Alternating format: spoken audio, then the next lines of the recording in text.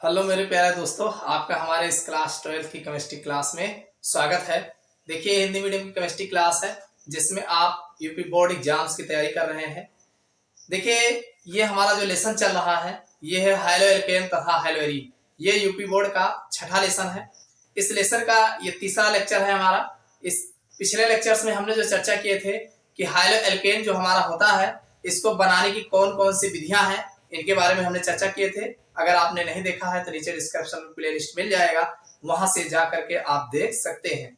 देखिए, आज की क्लास में हम जो बात करने वाले हैं, ये जो हाइलो एल्केन होते हैं इनकी फिजिकल प्रॉपर्टीज क्या होती है।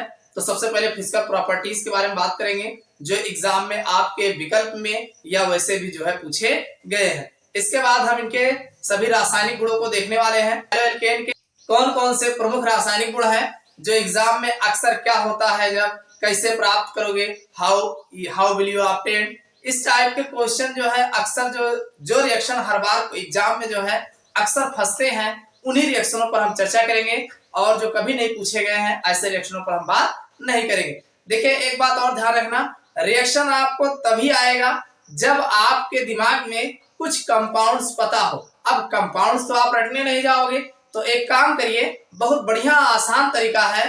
आप हमेशा जब भी पढ़ने बैठिए कॉपी पेन लेके बैठिए और जो है जो भी रिएक्शन बताया जाए उस रिएक्शन को आप अच्छे से देख लीजिए। भाई, आप 4, 6, 8, 10 रिएक्शन जो है आप तैयार कर लीजिए अच्छे से। उसके बाद फिर पूरे ऑर्गेनिक केमिस्ट्री में आपको कहीं रिएक्शन रखने की आवश्यकता नहीं है। रिएक्शन याद करने का सबसे आसान तरीका है कि 8-10 रिएक्शन आप अच्छे से तैयार कर लो। अच्छे से मतलब समझ रहे हो कि आप उसमें क्या क्या कौन कौन सा रेजेंट्स यूज कर रहे हो, कौन कौन सा प्रोडक्ट बना रहे हो और उस रेजेंट्स का फार्मूला क्या है। बस जो भी रिएक्शन बताया जाए स्टार्टिंग के 4 से 10 रिएक्शन आप अच्छे से तैयार कर लो कि कौन से कंपाउंड का क्या फार्मूला है। बस एक बार जहां आपके मन में 20-30 कंपाउंड के नाम आने लगे, बस ऑटोमेटिक पूरी ऑर्गेनिक केमिस्ट्री के रिएक्शन आपके तैयार हो जाए। इससे बढ़िया कोई तरीका नहीं है।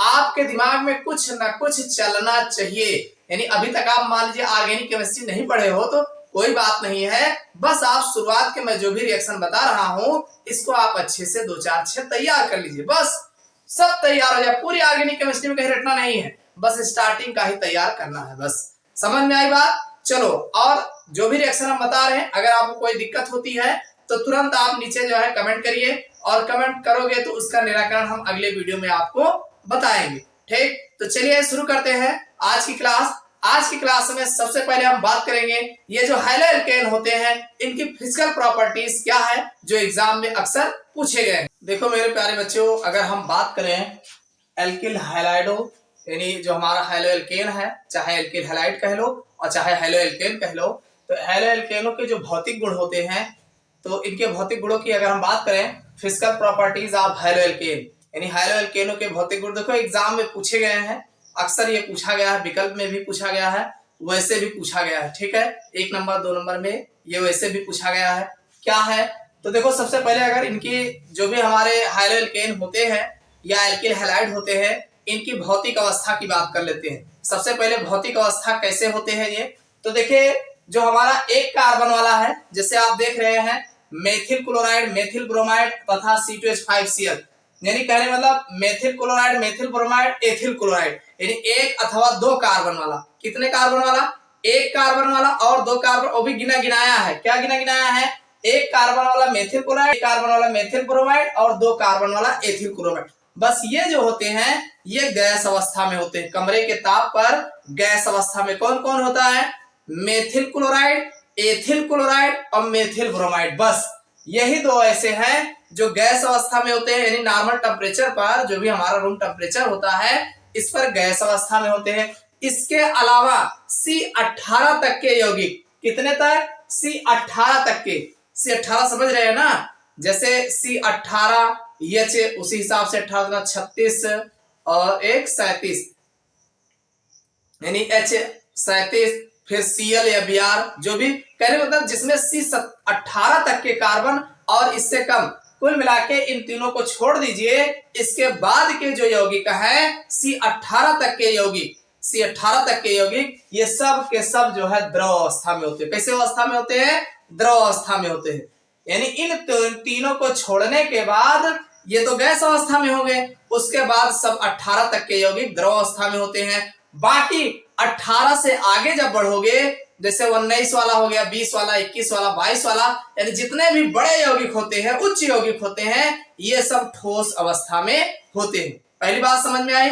पहली बात हमने ये कहा कि ये तीन यौगिक ऐसे हैं, मेथिल क्लोराइड, एथिल क्लोराइड और मेथिल ब्रोमाइड, ये कमरे के ताप पर द्रव गैस अवस्था में होते हैं। बाकी से 18 तक के सदस्य द्रव अवस्था में होते हैं, और जबकि इनसे ज्यादा वाले कार्बन वाले यौगिक जो है वो यानी उच्च वाले जो यौगिक होते हैं वो ठोस अवस्था में होते हैं। इसको ध्यान रखिएगा, खूब पूछा गया। ठीक, अब दूसरी बात आती है क्वथनांक, यानी कितने पर उबलते हैं। तो एक चीज ध्यान रखना, समान एल्किल समूहों के लिए, जैसे मान लीजिए CH3 लगा हो, अब उसमें आयोडाइड, ब्रोमाइड, क्लोराइड लगा हो, कहने मतलब हमारा जो CH3 वाला है, चाहे CH3 वाला हो चाहे C2H5 वाला हो, एक ही टाइप के जब एल्किल समूह लगा होगा वो तो उसमें जो है, जैसे मान लीजिए भिन्न भिन्न आपका हाइड्रोजन लगा हो, क्लोराइड लगा हो, ब्रोमाइड लगा हो, आयोडाइड लगा हो, लेकिन R के स्थान पर एक ही टाइप का हो, तो ऐसे में जो आयोडाइड, आप जानते हैं कि जो हमारा पीरियोडिक टेबल है, फ्लोरीन, क्लोरीन, ब्रोमीन, आयोडीन, तो सबसे ऊपर फ्लोरीन होता है, सबसे नीचे आयोडीन। तो आयोडीन का परमाणु भार ज्यादा होता है। किसका ज्यादा होता है? आयोडीन का परमाणु भार ज्यादा होगा। तो आज जिसका परमाणु भार ज्यादा होगा, कुल मिला के ध्यान रखना कि जिनका परमाणु भार ज्यादा होगा उनका जो है क्वथनांक अधिक होगा। इतनी बात समझ में आई? जिनका अणुभार ज्यादा होगा उनका क्वथनांक अधिक होगा। जैसे जैसे अणुभार घटता जाएगा वैसे वैसे क्वथनांक भी घटता जाएगा। तो यहाँ पर सबसे ज्यादा Ri का होगा, फिर इससे कम Rbr का होगा, इससे कम RCl का होगा। समझ में आ गई बात? चलो दूसरी बात देख लेते हैं कि समान हाइड्रोजनों के लिए मान लीजिए I आपने लगाया है, सब में I ही लगा हो, तो सीधी सी बात है कि सब में अगर I सेम है, I लगाओ चाहे Cl लगाओ, लेकिन जो हमारा एल्किल समूह है अलग अलग है, तो जिनका अणुभार ज्यादा होगा उनका क्वथनांक अधिक होगा, जिनका अणुभार कम होगा उनका क्वथनांक कम होगा। तो जैसे CH3 CH2I है तो इसका अणुभार ज्यादा नहीं होगा CH3I की अपेक्षा, अरे इसमें कार्बन संख्या कम है तो इसका कम होगा, इसमें कार्बन संख्या ज्यादा है तो इसका अणुभार ज्यादा होगा।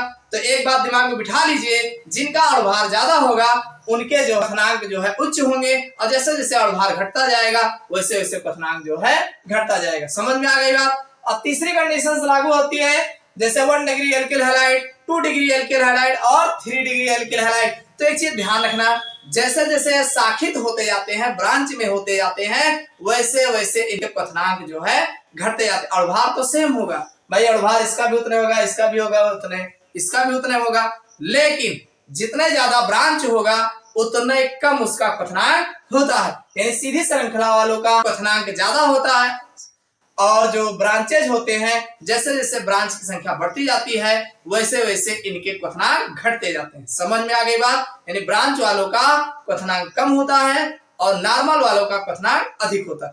तो क्वथनांक समझ में आ गया होगा कि क्वथनांक कैसे बढ़ता है। कुल मिला के जिनका अणुभार ज्यादा होगा उनके क्वथनांक उच्च होंगे, जिनके अणुभार घटते जाएंगे उनके क्वथनांक घटते जाएंगे। ठीक, और ब्रांच वालों का क्वथनांक कम होता है और नॉर्मल वालों का, सीधी रेखाओं वालों का क्वथनांक अधिक होता है। ठीक, अब बात ये आती है जो हमारे एल्किल हैलाइड होते हैं। देखो एल्किल हैलाइड या हाइलो एल्केन हमारा क्या है? एक कार्बनिक यौगिक है। क्या है ये? कार्बनिक यौगिक। और कार्बनिक यौगिक, एक बात दिमाग में बिठा लो, कुछ गिने गिनाए हैं जो जल में विलय होते हैं, अन्यथा कोई जल में विलय नहीं होता है। तो कौन जल में विलय है? जो भाई जो जल में विलय होगा उसका एक रीजन होगा। तो यहाँ इसमें कोई रीजन नहीं है, आपके जितने हाइलो एल्केन हैं ये सब के सब जल में आ विलय है। क्या है? अरे सब, जब पूरा ऑर्गेनिक कंपाउंड जल में आ विलय है तो ये भी आ विलय है, बात खत्म।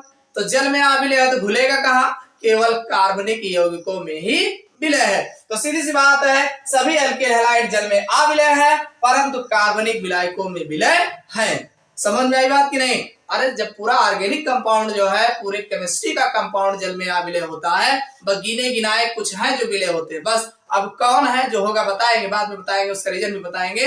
अभी यहाँ जान लो कि ये भी ऑर्गेनिक केमिस्ट्री है, ऑर्गेनिक कंपाउंड है, तो ये जल में आ विलय है। तो विलय कहाँ होगा? कार्बनिक विलायक में ही विलय होगा। समझ में आ गई बात? अगला है एल्किल ब्रोमाइड और आयोडाइड, एल्किल ब्रोमाइड यानी ब्रोमाइड और आयोडाइड की अगर आप बात करोगे तो इनका घनत्व ज्यादा होगा। क्यों?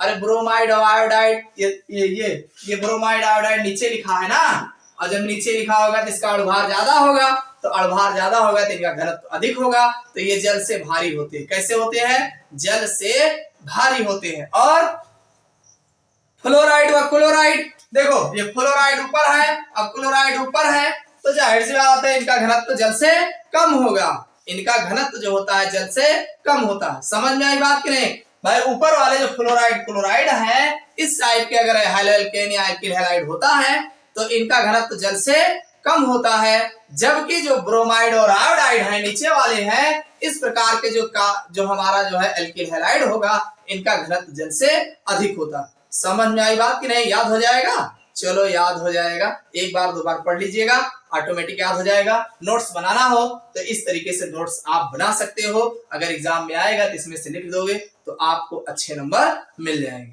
ये एग्जाम में पूछा गया है, इसको मत, ये बहुत इंपॉर्टेंट है, ये सब पूछे गए हैं एग्जाम में। ठीक, चलो अब हम बात करते हैं जो हमारा हैलोएल्केन है, हैलोएल्केन के रासायनिक गुणों के बारे में चर्चा करते हैं। देखो मेरे प्यारे बच्चों, अब हम बात करेंगे कि हमारा जो हैलोएल्केन है इसके रासायनिक गुण कौन कौन से, यानी केमिकल प्रॉपर्टीज ऑफ हैलोएल्केन।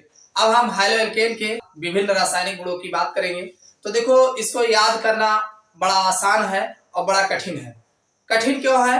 क्योंकि आप ऐसे रट्टा मारोगे याद नहीं होगा, तो इसके लिए आप सिस्टम में रहिए, एक सिस्टम बना लीजिए, और जब भी पढ़ने बैठिए आप एक कॉपी लेके बैठिए, रफ लेके बैठिए, और उस कॉपी में मेन बातें पहले नोट कर लीजिए, और उसको जब नोट करके दिमाग लगा के ध्यान रखोगे तब आपको समझ में आएगा। तो इसमें क्या करना है, सबसे पहले आपको ये दिमाग में रखना है जो हमारा हैलोएल्केन है, इसके जो रासायनिक गुण है, इन सभी रासायनिक अभिक्रियाओं को जो है 4 वर्गों में बांट सकते हैं। यानी जितने भी रासायनिक गुण है इनको 4 प्रकार के रासायनिक गुणों में हम बांट सकते हैं। यानी 4 प्रकार के आपको रासायनिक गुण देखने को मिलेंगे, यानी जो अभिक्रियाएं होंगी 4 तरीके की अभिक्रियाएं आपको देखने को मिलेगी। कौन कौन सी तरीके की अभिक्रिया देखने को मिलेगी?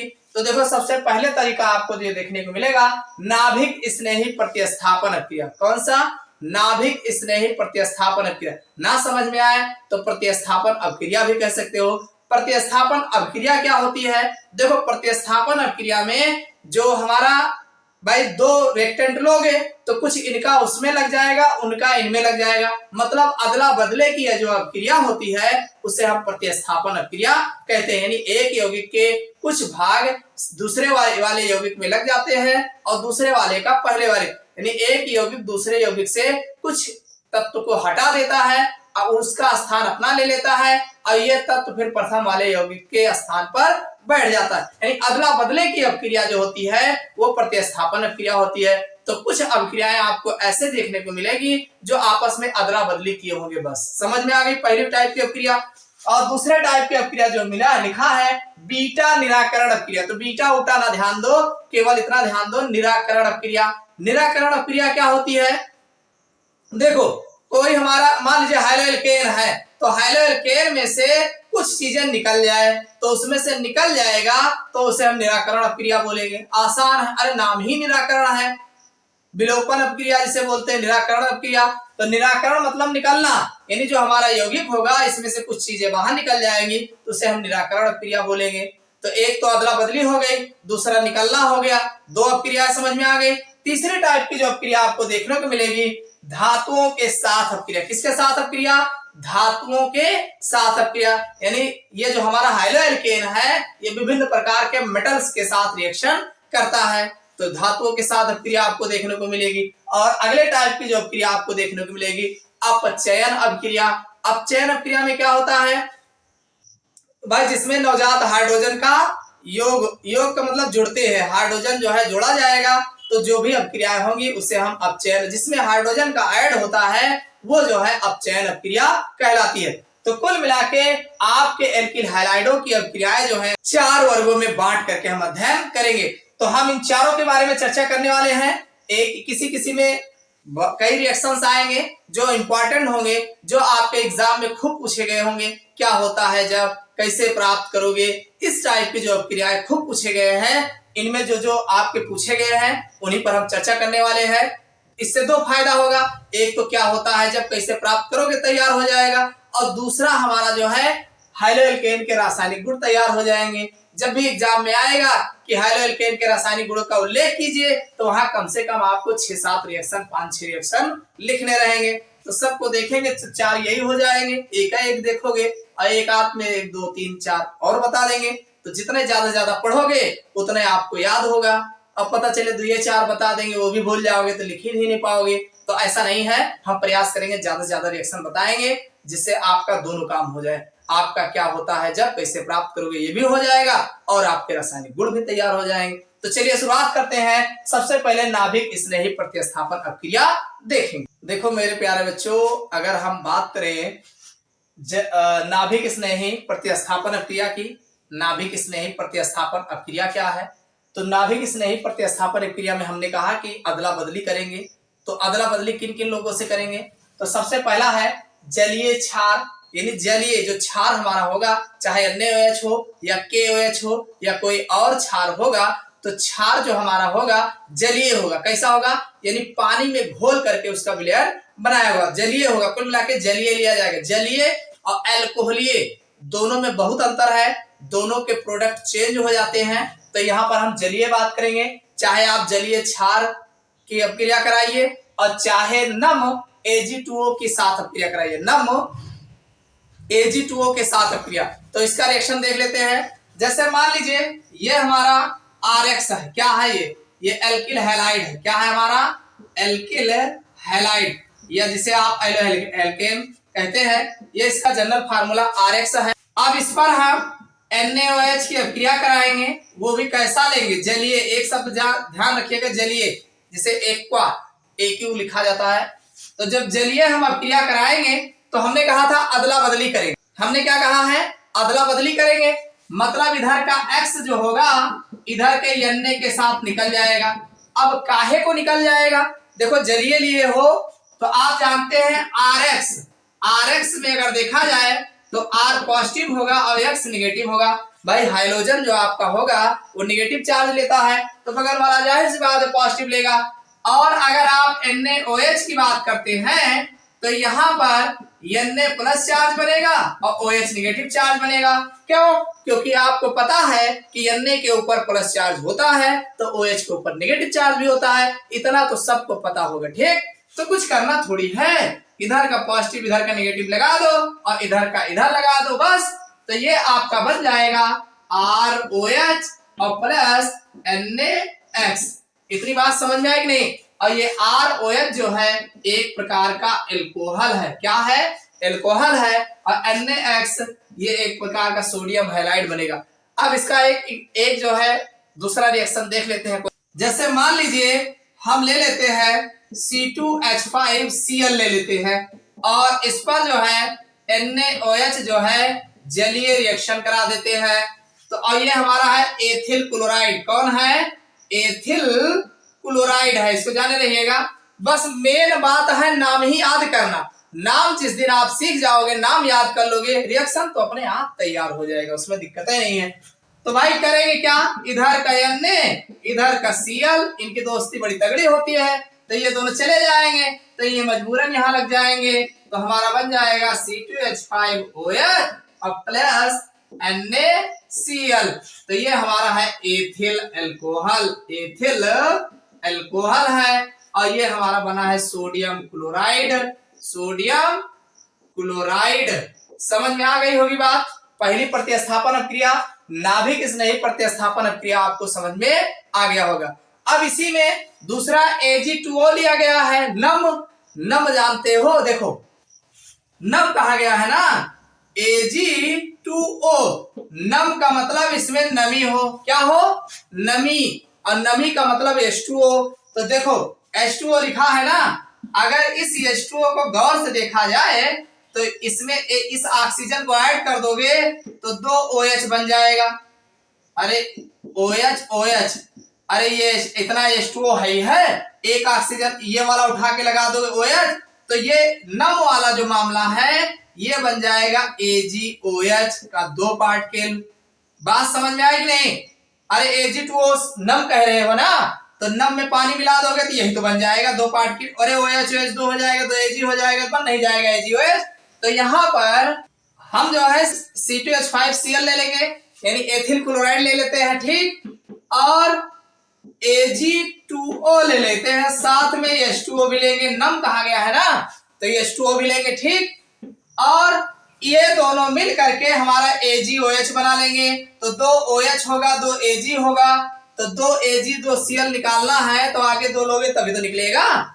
तो अब आपका AgCl, दो Ag दो Cl निकल जाएगा। अरे Ag के ऊपर प्लस चार्ज होता है ना, तो Cl के ऊपर नेगेटिव चार्ज होता है, तो बचेगा C2H5 और OH। भाई यही OH तो बचेगा, दो OH बचेगा, दो यहां लगा देंगे, तो बन जाएगा C2H5OH और +2 AgCl। समझ में आया कि नहीं? ये है एथिल अल्कोहल, इसको आप पहले ही जान चुके हो, एथिल अल्कोहल। और ये है सिल्वर क्लोराइड, सिल्वर क्लोराइड। समझ में आई बात कि नहीं? देखो यहां ना समझ में आया हो तो इसको जाने रहो, AgOH बन जाएगा, दो OH रहेगा, दो Ag रहेगा, तो C2H5Cl की जगह पे हम दो ले लेंगे इधर, तो दो Cl दो Ag मिलकर के AgCl बना लेगा, और दो OH फिर यहां लगा देंगे। बस अदले बदली करना है, और कुछ हमने नहीं किया, केवल अदला बदली किया। तो एक आपका जलीय क्षार NaOH अथवा KOH या नम Ag2O के साथ अपक्रिया जो है इस प्रकार से देखने को मिलेगा, एग्जाम में खूब पूछा गया है। समझ में आया कि नहीं? अब इसी में जो दूसरे टाइप की अपक्रिया है, धातु एल्कोक्साइड के साथ अपक्रिया। किसके साथ अपक्रिया? धातु एल्कोक्साइड के साथ। ये भी प्रतिस्थापन अपक्रिया है। कैसे होगा? देखिए, एक तो हमारा RORX होगा, एल्किल हैलाइड होगा, साथ में हम जो है देखो धातु एल्कोक्साइड, धातु मतलब हो गया कोई मेटल होगा, चाहे अन्य हो, चाहे के हो, चाहे जो होगा, और साथ में RO, एल्कोक्साइड का फार्मूला पता होना चाहिए, इसका जनरल फार्मूला बनेगा RONA। ये हमारा धातु यानी सोडियम एल्कोक्साइड है, ये हमारा एल्किल हैलाइड है, और ये हमारा सोडियम एल्कोक्साइड है, ये हमारा एल्कोक्साइड है। तो देखिए ये RX, इसमें भी वही कहानी है। आप जान रहे हैं कि Na के ऊपर प्लस चार्ज होता है और CX के ऊपर नेगेटिव चार्ज, तो हमारा NaX बन जाएगा, और ये RO यहां बचेगा, तो ROR हम लगा देंगे, तो हमारा बन जाएगा ROR और प्लस NaX। ये जो ROR है, बीच में O जो लगा है, ये हमारा ईथर ग्रुप होता है, तो ये हमारा ईथर बन जाएगा। क्या बन जाएगा? ईथर। समझ में आई बात कि नहीं? नहीं समझ में आया है तो दूसरा एग्जाम्पल देख लो। जैसे यहां पे हम ले सकते हैं C2H5Cl ले लेते हैं, और साथ में R की जगह पे यहां पर भी C2H5 ले लेते हैं, O रहेगा ही रहेगा, और फिर Na रहेगा, तो ये हमारा है सोडियम इथॉक्साइड है। क्या है ये? सोडियम एथॉक्साइड है, और ये हमारा जो है एथिल क्लोराइड है। इतनी बात समझ में आई? ये हमारा एथिल क्लोराइड है, ये हमारा सोडियम एथॉक्साइड है। सोडियम एथॉक्साइड का फार्मूला C2H5ONA, सोडियम मेथॉक्साइड का फार्मूला CH3ONA। समझ में आई बात कि नहीं? बस इसी को याद कर लेना, तो कुछ करना नहीं है, इधर का Na इधर का Cl निकाल देना है, और इसको ले जाके इन्हीं के बगल लगा देना है, तो हमारा बन जाएगा C2H5 और साथ में NaCl। ये हमारा है डाई एथिल। आप देख रहे हैं ये भी एथिल है, ये भी एथिल है, और बीच में ईथर है, डाई एथिल ईथर हो जाएगा, और ये हमारा सोडियम क्लोराइड बनेगा, सोडियम क्लोराइड। तो इतनी बात समझ में आ गई? तो ये आपका इस तरीके से धातु एल्कोक्साइड के साथ अपक्रिया जो है अदला बदली की अपक्रिया करते हैं। तो ये दोनों रिएक्शन आपको समझ में आ गए होंगे। एक बात और ध्यान रखना, ये जो अपक्रिया है धातु एल्कोक्साइड के साथ अपक्रिया, इस यह अभिक्रिया जो है एक नॉमिनल रिएक्शन है और वो किस नाम से पूछा जाता है? ये विलियमसन संश्लेषण विधि के नाम से पूछा जाता है। विलियमसन संश्लेषण विधि, यानी ये जो अभिक्रिया है विलियमसन संश्लेषण विधि के नाम से पूछा जाता है। तो इसको ध्यान रखिएगा, यानी धातु एल्काइल ऑक्साइड के साथ जो हैलोएल्केन की अभिक्रिया होती है यह अभिक्रिया विलियमसन संश्लेषण विधि कहलाती है। समझ में आ गया होगा। चलिए अब हम अगले रिएक्शन की बात करते हैं। देखो मेरे प्यारे बच्चों, ये जो अगली जो हमारी प्रतिस्थापन अभिक्रिया है, नाभिक स्नेही प्रतिस्थापन अभिक्रिया में हम जो देखने वाले हैं वसा अम्लों के सिल्वर लवण के साथ अभिक्रिया। तो यहाँ पर आपको वसा अम्लों का सिल्वर लवण की अभिक्रिया आपको पता होना चाहिए। तो देखिए एक हम पहले जनरल रिएक्शन देखते हैं, जिसे मान लीजिए हमारा RX है। तो वसा अम्ल का जो सिल्वर लवण होता है इसका जो फार्मूला है RCOOAG, इसे बोलते हैं वसा अम्ल का सिल्वर लवण। सिल्वर लवण इसी को कहा जाता है। तो इन दोनों की अभिक्रिया कराएंगे। ये हमारा एल्किल हैलाइड है, आपको पता है एल्किल हैलाइड है। इस पर जब अभिक्रिया कराओगे तो आपको पता है कि Ag के ऊपर प्लस चार्ज होता है। अरे इतना तो पता है कि Ag के ऊपर प्लस चार्ज होता है, तो RCO के ऊपर नेगेटिव चार्ज होगा। और यहाँ पर RX में X के ऊपर नेगेटिव चार्ज है, तो यहाँ का प्लस यहाँ का माइनस, यहाँ का प्लस यहाँ का माइनस, तो आपका बन जाएगा RCOO R बन जाएगा और एक AgX बन जाएगा।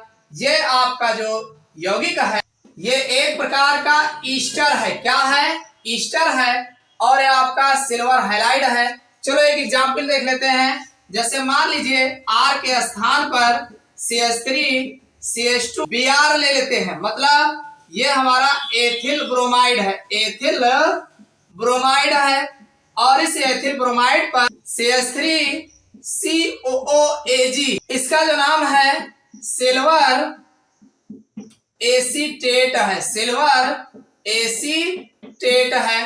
तो जब हम एथिल ब्रोमाइड पर सिल्वर एसीटेट की अभिक्रिया कराएंगे वो भी अल्कोहलीय माध्यम में। कैसा माध्यम होगा? अल्कोहलीय। तो देखो इधर का पॉजिटिव ये वाला और इधर का नेगेटिव ये AgBr बन जाएगा। तो CH3COO और ये CH3CH2 जो है इसी के आगे लग जाएगा।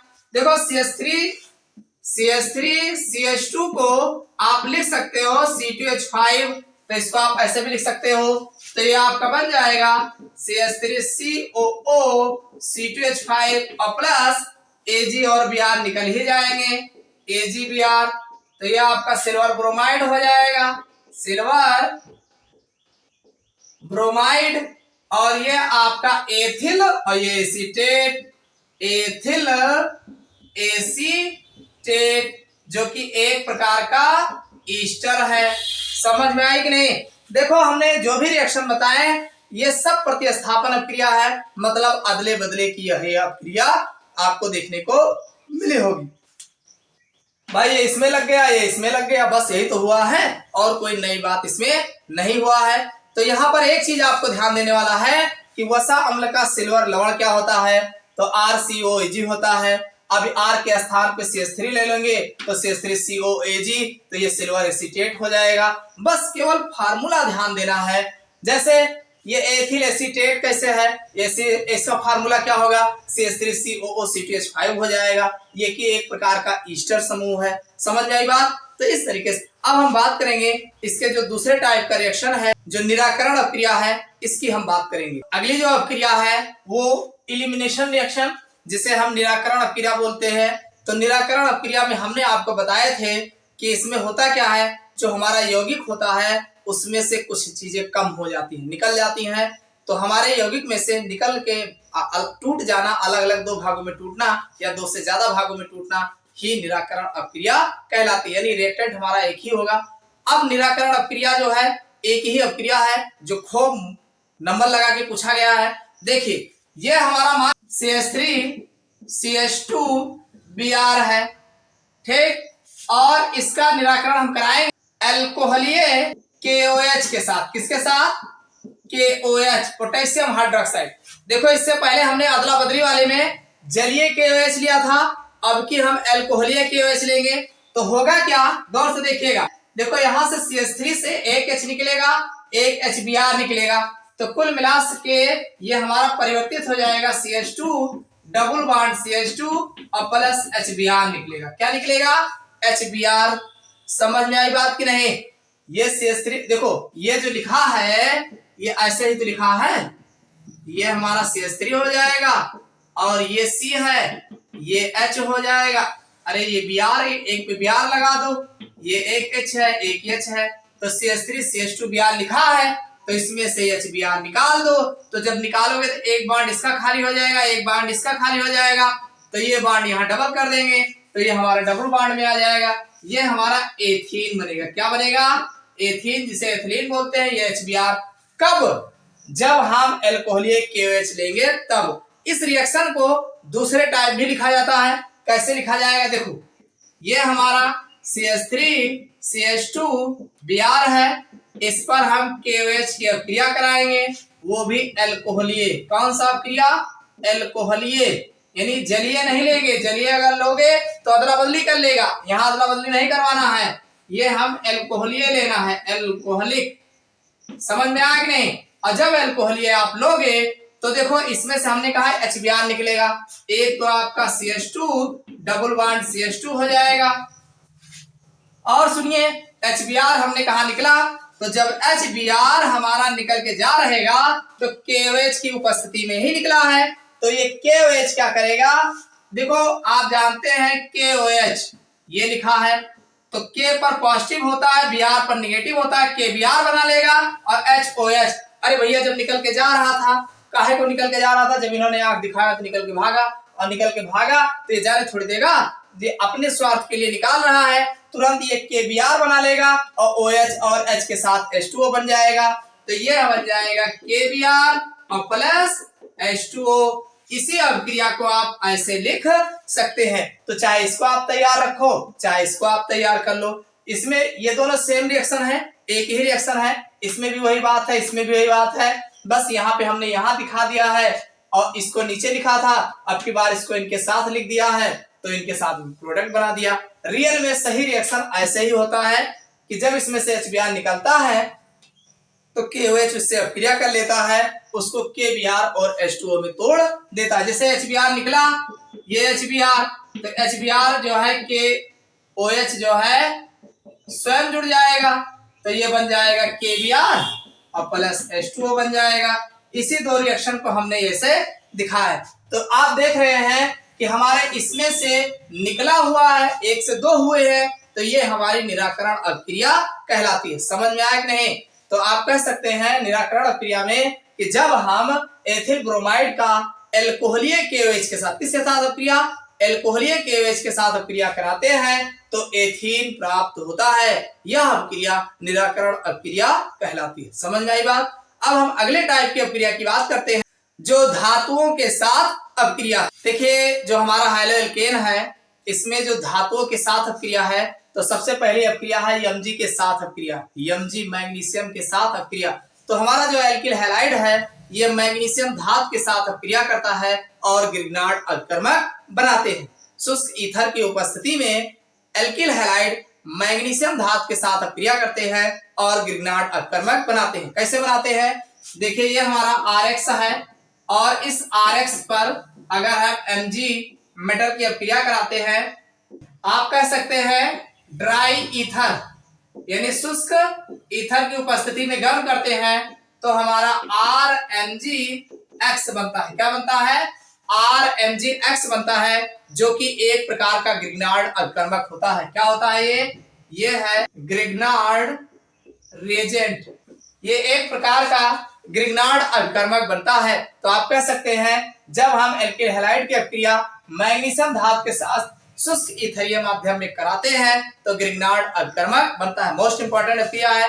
देखो हमने पहले अभिक्रिया देखा Mg यानी मैग्नीशियम धातु के साथ अभिक्रिया, और दूसरी अभिक्रिया जो इसमें हम बताने वाले हैं जिंक के साथ अभिक्रिया। किसके साथ अभिक्रिया, यानी एल्किल हैलाइडों की Zn धातु के साथ अभिक्रिया। और ध्यान रखना जिंक के साथ अभिक्रिया जो होती है उसे हम फ्रैकलैंड अभिक्रिया कहते हैं, जो नाम से आपके एग्जाम में पूछा गया है कि फ्रैकलैंड अभिक्रिया से आप क्या समझते हैं। तो भाई जब हम एल्किल हैलाइडों की अभिक्रिया जिंक धातु के साथ कराते हैं तो इसे जो है फ्रैंकलैंड अपक्रिया कहते हैं। इसमें होगा क्या, जैसे मान लीजिए ये हमारा RI है और इस पर जब हम Zn की क्रिया कराएंगे, इसका 2 पार्टिकल लेंगे तो इनके साथ जब अब क्रिया कराएंगे तो हमारा ये बन जाएगा RR यानी एल्केन बन जाएगा और ZnI2 बन जाएगा। क्या बन जाएगा? ZnI2 मतलब जिंक आयोडाइड बनेगा। क्यों? क्योंकि जिंक के ऊपर 2 प्लस चार्ज होता है तो 2 प्लस चार्ज 2 नेगेटिव के साथ मिल करके ZnI2 बना लेगा और ये हमारा एल्केन बन जाएगा। क्या बन जाएगा? एल्केन। नहीं समझ में आया तो दूसरा रिएक्शन देख लो। ये है C2H5I मतलब एथिल आयोडाइड है। क्या है? Ethyl iodide. इस पर आप Zn की क्रिया कराओगे, 2 पार्टिकल लोगे यहाँ पे तो ये क्या होगा? ZnI2 बना लेगा तो ये बन जाएगा C2H5 और प्लस ZnI2। तो ये हमारा जो होगा ये है 2 कार्बन, ये 2 कार्बन है यानी मेथ एथ प्रोब्यूट, तो ये हमारा ब्यूटेन होगा। क्या होगा? ब्यूटेन, जो कि एक प्रकार का एल्केन है। तो आप कह सकते हैं कि जब हम एल्किल हैलाइडों की अपक्रिया जिंक धातु के साथ कराते हैं तो एल्केन प्राप्त होता है। यह अपक्रिया फ्रैंकलैंड अपक्रिया कहलाती है। समझ में आ गई बात? तो इसमें में एक अगला रिएक्शन है जो खूब नंबर लगा के आपके एग्जाम में नाम से भी पूछा गया है, उसके बारे में अब हम बात करें। अगली हमारी जो मोस्ट इंपॉर्टेंट धातुओं के साथ अपक्रिया है वो है सोडियम धातु के साथ अपक्रिया। किसके साथ अपक्रिया? सोडियम धातु के साथ अपक्रिया। और एल्किल हैलाइडों का सोडियम धातु के साथ अपक्रिया करना ही वुड्स अपक्रिया कहलाती है। क्या अपक्रिया कहलाती है? वुड्स अपक्रिया। मोस्ट इंपॉर्टेंट है, इसको आप कभी मत छोड़िएगा, अच्छे से समझ लीजिए। इसमें 3 टाइप के रिएक्शन बनते हैं। एक टाइप का यहाँ पे ये है, अगला टाइप जब मिलेगा बताएंगे। तो इसमें जो है देखिए ये आपका RX है एल्किल हैलाइड और इस पर आप Na की क्रिया कराएंगे सोडियम धातु के साथ और 2 पार्टिकल हम RX ले लेंगे। ठीक है, और कब कराएंगे? शुष्क ईथरीय माध्यम में, ड्राई ईथर, शुष्क ईथरीय माध्यम में अपक्रिया कराएंगे। कब कराओगे? शुष्क ईथरीय माध्यम में। ध्यान दीजिएगा भाई, Na के ऊपर प्लस चार्ज होता है और X के ऊपर नेगेटिव चार्ज होता है। बड़ा आसान है, इसको आप NaX निकाल दीजिए, 2 Na 2 X तो RR जुड़ जाएगा तो ये बन जाएगा RR और प्लस NaX बनेगा। समझ में आई बात कि नहीं? चलो दूसरा देख लेते हैं।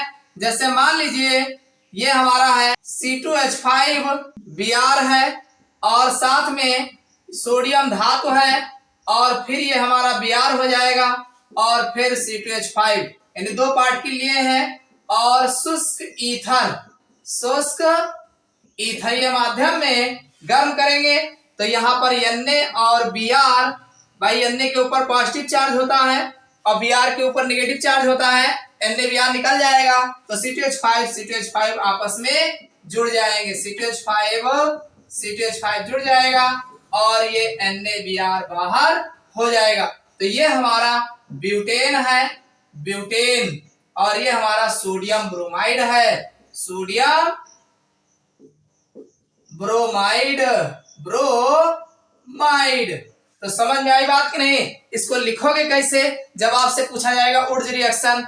तो उड्स रिएक्शन में आप बताएंगे कि जब हम एल्किल हैलाइडों की अपक्रिया जो है सोडियम धातु के साथ शुष्क ईथरीय माध्यम में कराते हैं तो हमें एल्केन प्राप्त होता है। यह अपक्रिया उड्स अपक्रिया कहलाती है। तो समझ में आ गया होगा ये हमारा जो है धातुओं के साथ अपक्रिया किस प्रकार की होती है। अब हम एक लास्ट वाला रिएक्शन बचा हुआ है जो आपका है अपचयन अपक्रिया, इसको भी लगे हाथ देख लेते हैं। देखो ये जो अपचयन अपक्रिया है, हमने आपसे कहा था कि इसमें जो नवजात हाइड्रोजन होते हैं वो जो है जुड़ते हैं, तो जहां नवजात हाइड्रोजन जोड़ा जाता है उसे अपचयन अपक्रिया कहते हैं।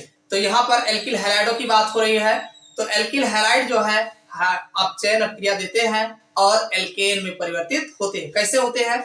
जैसे मान लीजिए ये हमारा RX है और इस पर हम 2 नवजात हाइड्रोजन ऐड करेंगे, तो जब 2 नवजात हाइड्रोजन ऐड करेंगे तो एक HX बना लेगा, एक H ही लग जाएगा तो ये RH बन जाएगा और एक HX बन जाएगा। ये हमारा एल्केन है। क्या है ये एल्केन है, ये हाइड्रोजन हाइलाइड है। ठीक है ना? समझ में आया हो तो दूसरा देख लो। जैसे मान लीजिए ये C2H5Br है, मान लीजिए C2H5Br है जो कि एक प्रकार का एल्केन है एथिल ब्रोमाइड। ठीक, और एथिल ब्रोमाइड पर जब हम दो नसेंट हाइड्रोजन का ऐड कराएंगे तो एक हाइड्रोजन एक Br के साथ HBr बना लेगा, एक यहीं लग जाएगा तो ये बन जाएगा C2H6। अरे 5 भाई है, एक और लगा दोगे 6 हो जाएगा और एक HBr बनेगा। तो ये हमारा इथेन है। क्या है ये? इथेन, जो कि एक प्रकार का एल्केन होता है। तो कहने मतलब जब हम एल्किल हैलाइडों का अपचयन कराते हैं तो हमें जो है एल्केन प्राप्त होता है। अब समस्या ये है कि ये जो आप नसेंट हाइड्रोजन लाए हो ये कहीं बना बनाया नहीं मिलता है, इसको आपको बनाना पड़ता है। अब कहां से बनाओगे? तो इसके लिए कुछ हम रिड्यूसिंग एजेंट के बारे में बात कर लेते हैं, विभिन्न अपचायकों की बात कर लेते हैं जो नसेंट हाइड्रोजन देते हैं। कौन कौन से हैं? तो आप लिख सकते हैं विभिन्न अपचायक, विभिन्न अपचायक। और इस विभिन्न अपचायक में हम आपको कई बता देते हैं। जैसे एक तो ये है कि आप जो है हाइड्रोजन ले लीजिए और इसी हाइड्रोजन पर कोई संक्रमण तत्व ले लीजिए। कौन ले लीजिए? संक्रमण धातु ले लीजिए, संक्रमण धातु या संक्रमण तत्व। ठीक, संक्रमण तत्व में जैसे निकिल ले लीजिए, कॉपर ले लीजिए, जिंक ले लीजिए, कुछ भी ले लीजिए, जो भी आप लोगे तो हमें नसेंट हाइड्रोजन मिलेगा। पहला ये हो गया। और दूसरा आप ऐसा कर सकते हैं कि Zn ले लीजिए और इसके साथ C2H5OH ले लीजिए। समझ में आया कि नहीं? एथिल अल्कोहल के साथ जिंक ले लीजिए, तब भी आपको नसेंट हाइड्रोजन मिलेगा। कैसे मिलता है? देखो, ये जो हमारा C2H5OH होता है, Zn होता है, तो ये C2H5O Zn बना लेते हैं, का होल्ड ट्वाइस Zn बना लेते हैं। और जब बना लेंगे तो नसेंट हाइड्रोजन यहां से 2 नसेंट हाइड्रोजन आपको मिल जाएगा। ठीक, इसी प्रकार से यहां भी होता है। और अगला है आप जो ले सकते हैं, जैसे Zn के साथ HCl ले लीजिए, तो जब आप जिंक के साथ HCl लेंगे तब भी नसेंट हाइड्रोजन मिलेगा। कैसे मिलेगा? देखिए, Zn जो है Cl2 बना लेगा, तब जो है आपको 2 हाइड्रोजन मिल जाएगा। अरे Zn Cl2 बना लेगा तो हाइड्रोजन बच नहीं जाएगा, तो 2 पार्ट के लिए रहेगा तो 2 हाइड्रोजन बचेगा एक बार में। समझ में आया कि नहीं? इसी तरीके से आप Sn के साथ HCl यूज कर सकते हैं, और जब Sn के साथ HCl यूज करोगे SnCl2 बना लेगा, तब भी नवजात हाइड्रोजन मिलेगा। और अगला है भाई, आप जो है Na के साथ सोडियम मेटल के साथ एथिल अल्कोहल यूज कर सकते हैं, तब भी आपको नसेंट मिल जाएगा। कैसे मिलेगा? C2H5ONa बन जाएगा, सोडियम एथॉक्साइड बन जाएगा, तो हाइड्रोजन निकलेगा नहीं, तो इससे भी आपको मिल जाएगा नसेंट हाइड्रोजन। एक जो बहुत ज्यादा आपका नसेंट हाइड्रोजन देता है, ये 6ठा नंबर है, वो है LiAlH4। इसका उपयोग जब आप करोगे तो ढेर सारा हाइड्रोजन जितना चाहो उतना ले लो। तो ये सब है विभिन्न अपचायक होते हैं जो नसेंट हाइड्रोजन देते हैं, यानी इनकी किसी एक यहाँ पे रख देंगे तो इनकी उपस्थिति में हमारा हाइड्रोजन होगा जो अपचयन का कार्य करता है। तो उम्मीद करते हैं कि ये बातें आपको समझ में आ गई होंगी। तो इस क्लास में बस इतना ही। एक बात ध्यान रखना, हमने जितनी बातें बताए हैं सब एग्जाम में खूब नंबर लगा के पूछे गए हैं। क्या होता है जब, कैसे प्राप्त करोगे, इस टाइप में रिएक्शन में, ये सारी बातें आपको देखने को मिलेगी। तो वीडियो आपको पसंद आया हो तो लाइक करना मत भूलिएगा और वीडियो को अपने दोस्तों तक ज्यादा से ज्यादा शेयर करिएगा। फिर मिलते हैं अगले क्लास में।